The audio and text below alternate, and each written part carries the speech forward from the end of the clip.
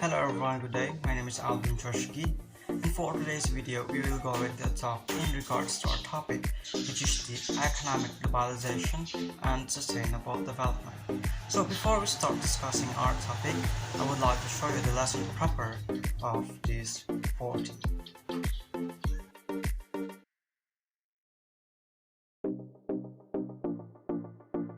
Alright, so those are the lesson proper of this discussion. So, no further ado, let's get started.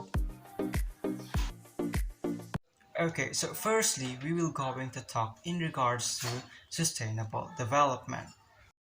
What do we mean by sustainable development? The concept of sustainable development was described by the 1987 Brundtland Commission report as development that meets the needs of the present without compromising the ability of future generations to meet their own needs. This actively demonstrates that when we say sustainable development, it is also defined as an approach by developing or growing by using resources in a way that allows for them to continue or to renew to exist for others. So let me give you some example of sustainable development. Well, using recycled materials or renewable resources when building is an example of sustainable development. You might also ask, what are renewable resources that can be recycled? Well, renewable resources include biomass energy, hydropower, geothermal power, wind energy, and solar energy. Those I've mentioned is an example of renewable resources that can be recycled or that we can able to use when we are building. So taking everything into account, sustainable development is an organizing principle for meeting people or for meeting human development goals, while also sustaining the ability of natural system to provide the natural resources and ecosystem services on which the economy and society depend. That's all.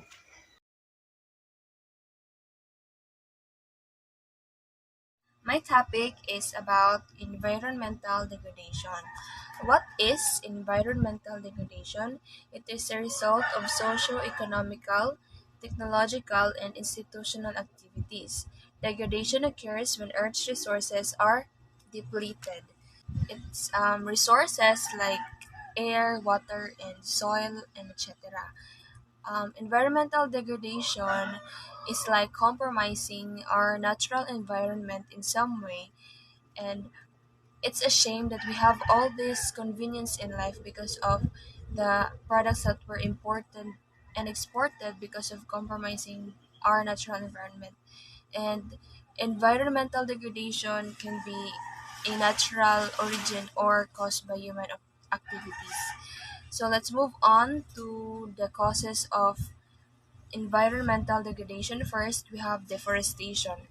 When we say deforestation, it is the clearance of forest by logging or burning. Deforestation occurs for so many reasons. For example, mga trees na ginagawang uling for fuel or para ibenta. And another example is yung mga cleared land na ginagawang settlements or plantations. And we all know that without sufficient reforestation, pag palagi lang naglalaging or burning, it damages our habitat and biodiversity. Second cause of environmental degradation is pollution. Pollution in whatever form, whether it is air, water, land, or noise, is harmful for the environment. Kung air pollution, it pollutes the air that we breathe, which causes health issues. Kung water pollution naman, it degrades the quality of the water that we use. Kung land pollution, it results in degradation of Earth's surface as a result of human activities. Ang noise pollution, it can cause irreparable damage to our ears pag na-expose tayo palagi sa mga loud noises like paghonk ng mga vehicles at saka mga loud noises na produce sa mga machines sa mga factories. Ang third cause ng environmental degradation is overpopulation. It is rapid population growth puts strain on natural resources which results in degradation of our environment. Pag more na kaayo ang population, it simply means more demand of food, clothes, and shelter. And you need more space to grow food and provide homes to millions of people. And if need ng more space, it results in deforestation because kailangan ma-meet ang mga needs ng mga tao. Last cause ng environmental degradation is natural causes. It is the things like quakes, tidal waves, storms, and wildfires can totally crash nearby animal and plant groups. And these natural causes or disasters leads to the point where animals and plant groups can no longer survive in those areas, and long-term degradation of assets can happen. And now let's move on to the effects of environmental degradation. First, we have human health. Second is poverty. Third is atmospheric changes. And fourth is loss of biodiversity. All of these effects poses major threats especially to humans. And since humans has only been given one earth to work with, if patuloy na makompromise or makompromiso ang ating environment, it could mean the end of human existence.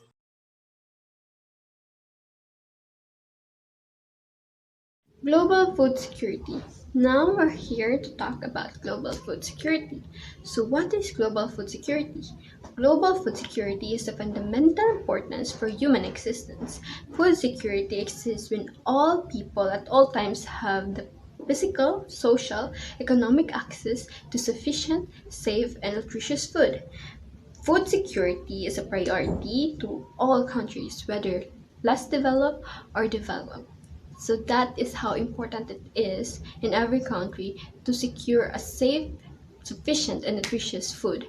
That everything that comes in our country, or that everything that we get, or the food that we get from other country or from our country, it should be safe, sufficient, so that the people that eats it or buys it is safe.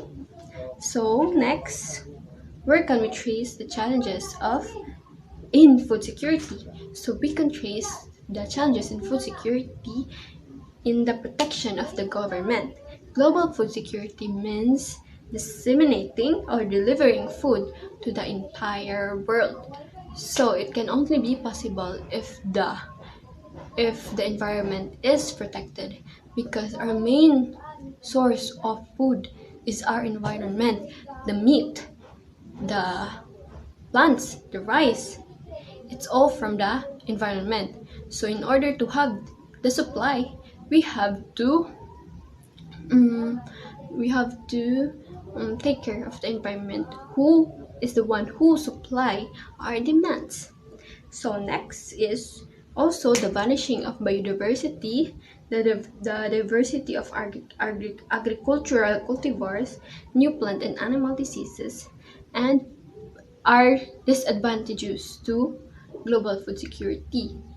Like diseases in animals and plants, we have examples of that, like the bird flu, where chickens have like illness, and also the the pig swine flu, where pig have like the diseases. It don't usually um, infect humans, but it's still not safe. Humans still will doubt that if they buy that, maybe they will get the disease. So they have to ensure the safety of every citizens that will have to access that food.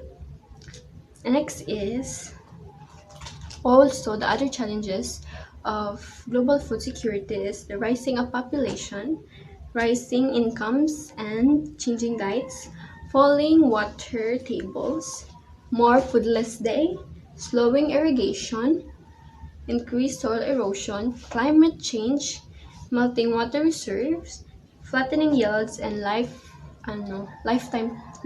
little time to prepare. Now let's go to the existing global food security models. So I have research of the existing global food models, security models, and this appears the global food security model. The global food security model have four parts, which is the availability, the access, the stability and the utilization. And in availability, it has the production, the import capability, the holding stocks, and secure aids. So this four belongs to availability, while the access also has the purchasing, income, transport, and infrastructure. So this four belongs to the access. While in stability we have the price, the political, the economical, and the weather. This force belongs to stability. And in utilization, we have the safety, hygiene, storage, and processing. So this four belongs to utilization. As we can see, this four is very important in food security. To have a better food security, this four should be present. So, in order to ensure the safety of the food, to ensure that we have a sufficient, safe, and nutritious food, it should be available, accessible, stable, and utilized. That's all.